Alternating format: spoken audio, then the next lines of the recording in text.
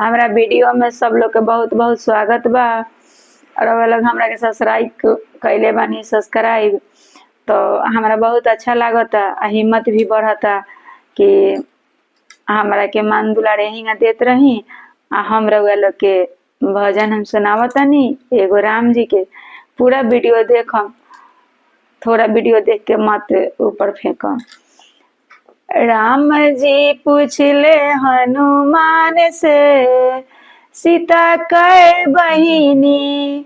राम जी पूछले हनुमान से सीता कै बहिनी।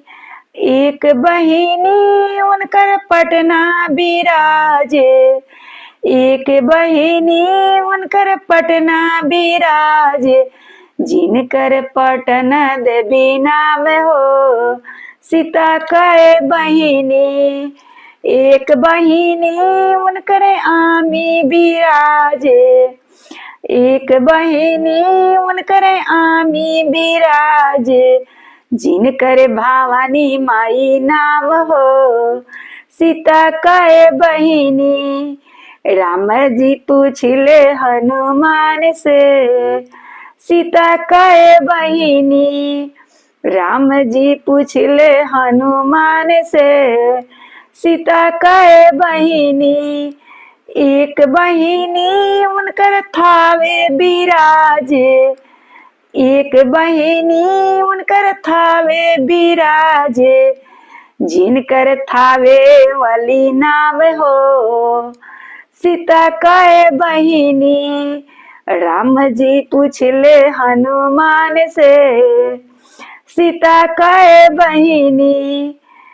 एक बहिनी उनकर, एक बहिनी उनकर चितपुरनी माता बस, एक बहिनी उनकर चितपुरनी माता बस। जिनकर चितपुरनी माता नाम हो सीता कै बहिनी। जिनकर चितपुरनी माता नाम हो सीता कै बहिनी। एक बहिनी उनकर वैष्णो धाम बिराजे, एक बहिनी उनकर वैष्णो धाम बिराजे। जिनकर वैष्णो माता नाम हो सीता कै बहिनी।